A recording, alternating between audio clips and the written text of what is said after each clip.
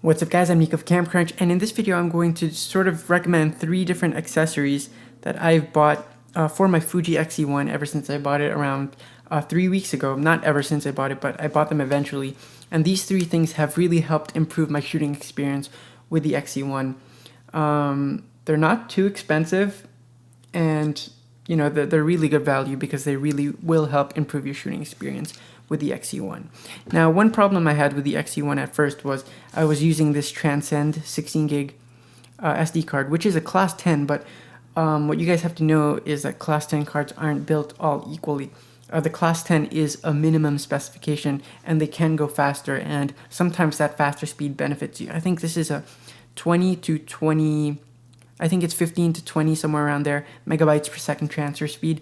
But what I eventually bought was the Sandisk Extreme Pro 16 gig SD card, and it has a transfer speed of like, I think it's 95 megabytes per second. Yeah, 95, as you can see. And it was around $40 for this 16 gigabyte card. It might, you know, eventually get cheaper because memory cards do get cheaper. But this is fast. It has, you know, really made a difference, especially when you shoot RAW and you shoot multiple shots at once, you know, like even just like 3 in a row, and not like using continuous, but just 3 in a row. It does make a difference in the amount of time it takes to write to the card. If you want to view it, you need a fast card, because while it's writing, you can't view any images, even the ones that you've taken previously. You can't go to your playback menu.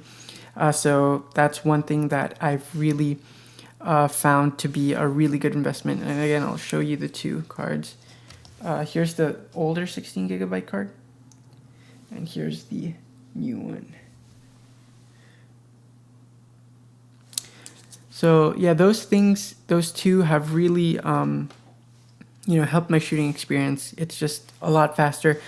In unscientific tests, it feels like it's more than like 2 times faster when you're writing to this card compared to this card. So that really makes a difference. I haven't tried the 45 megabytes per second transfer speed, but that's like, you know, around double the speed of this, so it should be really good as well.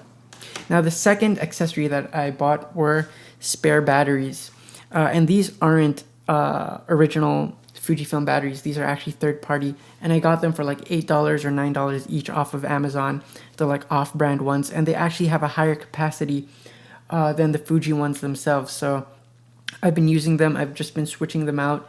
I have 2 spares and 1 original, so I've just been taking turns, because with the Fuji X-E1 and the original Fujifilm battery, you only get around 300, maybe 400 shots before the battery dies.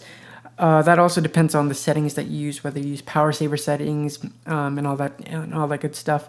But I found around, you know, 300 to 400 is what you get. And you know, sometimes you forget to charge your battery, or sometimes you run out of battery. Maybe you're doing video, and then, you know, you're doing spontaneous video and you run out of battery. You need an extra battery. And I'll give you another close-up of these 2. This is the original Fujifilm one,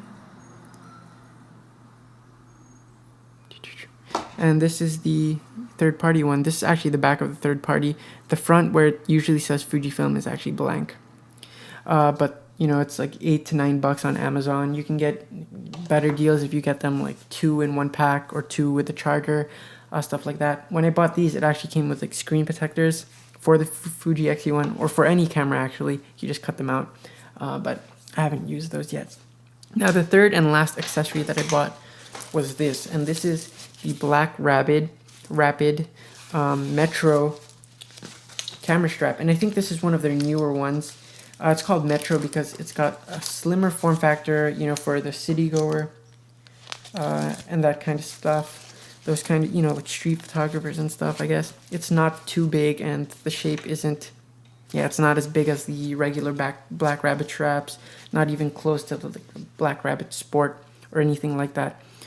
So all you have to do is actually just screw this tripod thing to the bottom, and there you have it. I'm actually going to show you guys how it looks. So you just put it on like this. And it just stays beside you like this. So when you want to shoot, you can just get your camera and shoot. Really quick. And these things right here, there's one here and there's one right here. Those are locks to keep them in place. So let's say you're actually moving around and you don't want the camera to swing around. You just pull this lock down, and you can pull this lock down, I guess, and it's stuck in this area. So you can't, it's harder to move around. So it's like a limiter. I keep this one up here, and I usually keep this one like around here so that it doesn't swing too far back. And there.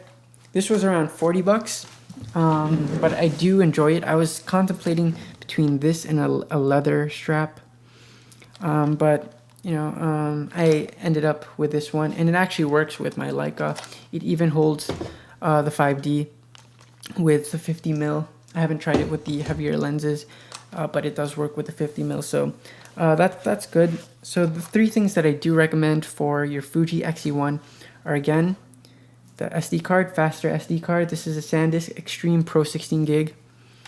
Spare batteries, always good. And BlackRapid Metro.